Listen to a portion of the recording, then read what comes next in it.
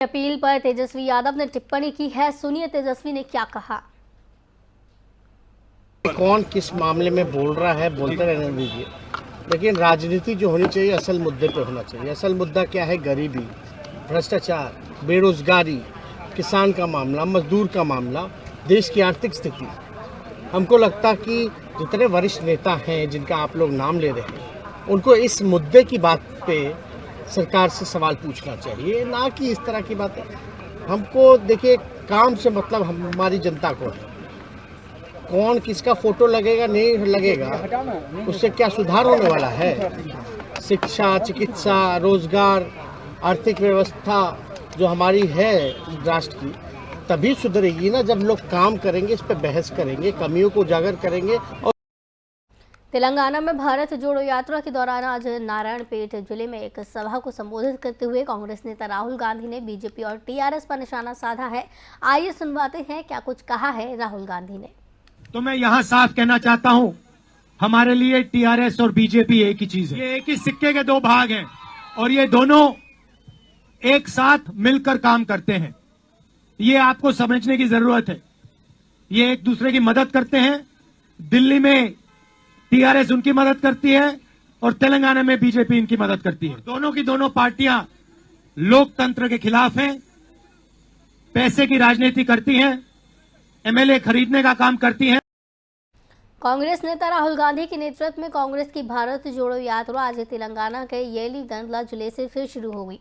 आज भारत जोड़ो यात्रा का 52वां दिन है। राहुल गांधी अपने इस यात्रा के तहत 23.3 किलोमीटर की दूरी तय करेंगे। यात्रा आज रात महबूब नगर में रुकेगी। बता दें कि बीते दिन ही राहुल ने 3 दिनों बाद दिल्ली से लौटने के बाद अपनी यात्रा शुरू की। आज भारत जोड़ो यात्रा में पूर्व केंद्रीय मंत्री जयराम रमेश, एआईसीसी नेता केसी वेणुगोपाल और तेलंगाना कांग्रेस अध्यक्ष ए रेवंत रेड्डी और कई पार्टी नेता शामिल हुए। राहुल गांधी के साथ नेताओं की यात्रा सुबह करीब 6:10 पर शुरू हुई। जानकारी के अनुसार राहुल ने गुरुवार को 26.7 किलोमीटर की यात्रा पूरी की।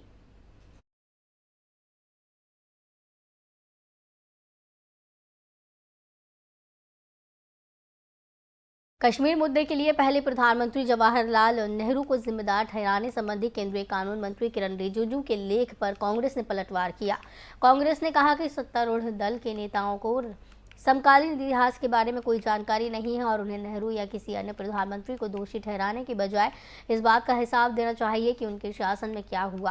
कांग्रेस महासचिव जयराम रमेश ने एक लेख साझा करते हुए कहा कि किरण रिजिजू और उनके जैसे छद्म इतिहासकारों और झूठ के व्यापारियों को इसे पढ़ना चाहिए। वहीं पार्टी प्रवक्ता पवन खेड़ा ने बीजेपी नेताओं की खिल्ली उड़ाते हुए कहा कि व्हाट्सएप नर्सरी के छात्रों को इतिहास की कक्षाओं में फिर जाने की जरूरत है। उन्होंने कहा वे जो कुछ भी कह रहे हैं, अगर वो सब सच है तो कैसे मनमोहन सिंह के काल में लक्ष्य बनाकर हत्याएं रुक गई और राज्य की लोकतांत्रिक प्रक्रिया में 75% लोगों ने हिस्सेदारी की। इसका जवाब पाकर हमें खुशी होगी।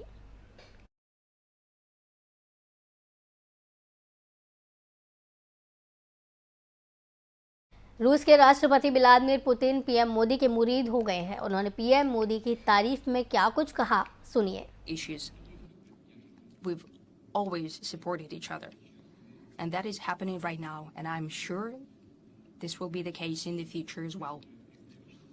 Right now, economic cooperation is increasing. Prime Minister Modi has asked me to, well, just to give you an example, we have increased trade volumes. As an example, Prime Minister Modi has asked me to increase supply of fertilizers, and that is very important for Indian agriculture, and we've done that. Do you know how much we've increased the volume? 7.6 times. That's the increase, not just some percentage, but 7.6 times. So almost. Trade in agriculture has almost doubled. We have continued relationship in military and technical cooperation. Prime Minister Modi is one of those people in the world who is capable of conducting an independent foreign policy in the interests of its nation. Despite any attempts to do some detente or to limit something, he's like an icebreaker moving in the necessary direction for the Indian people. And I'm sure that India has a great future and an increasing role in the global affairs. Since we are talking about fertilizers, I'm thinking back to Brazil right away. Whereas Britain के विदेश सचिव James क्रेवरली ने आतंकवाद को लेकर एक बड़ा बयान दिया। उन्होंने कहा कि हम भारत के साथ काम करेंगे।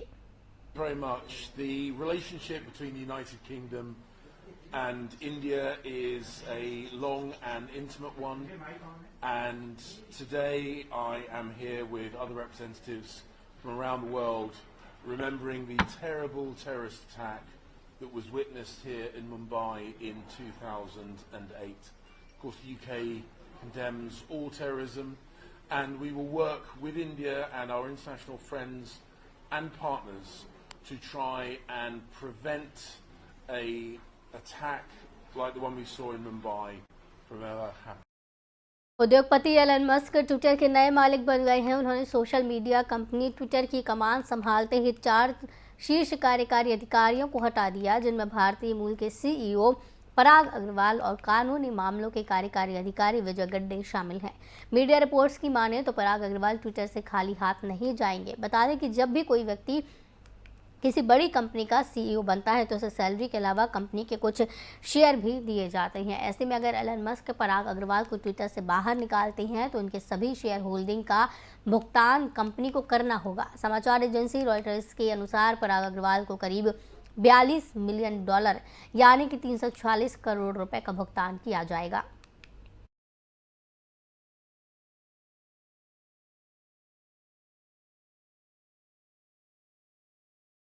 पाकिस्तान के पूर्व प्रधानमंत्री इमरान खान का हकीकी आज़ादी मार्च आज लाहौर से इस्लामाबाद के लिए रवाना हो रहा है। इमरान की पार्टी पीटीआई की तरफ से निकाले जा रहे इस मार्च के लिए इमरान समर्थक लाहौर के लिबर्टी चौक पर इकट्ठा हुए। इमरान खान जुमे की नमाज के बाद इस मार्च में शामिल हुए। इससे पहले वे समर्थकों को संबोधित करेंगे।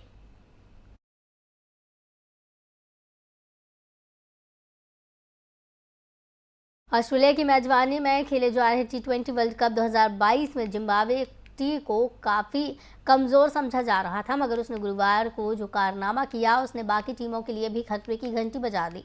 जिम्बाब्वे में सुपर 12 मुकाबले में पाकिस्तान को 1 रन से शिकस्त देकर बड़ा उलटफेर किया। इससे बड़ी जीत के बाद जिम्बाब्वे टीम बेहद खुश नजर आई। उसकी खुशी का कोई ठिकाना नहीं रहा। सभी खिलाड़ी मैदान पर ही अपनी खुशी का इजहार करने लगे।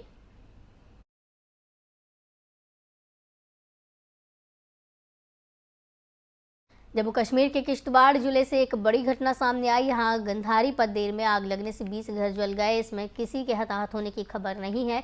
जानकारी के अनुसार इलाके के चुग गंधारी गांव में 15 से 20 घरों में आधी रात को आग लग गई। अभी भी कुछ घर जल रहे हैं, लेकिन किसी के हताहत होने की खबर नहीं है।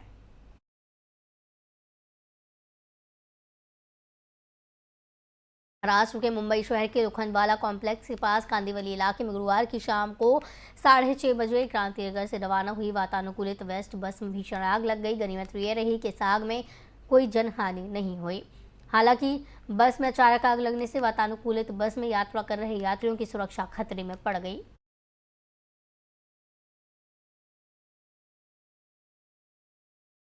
इस बुलेटिन में फिलहाल इतना ही। मुझे दीजिए इजाजत। नमस्कार।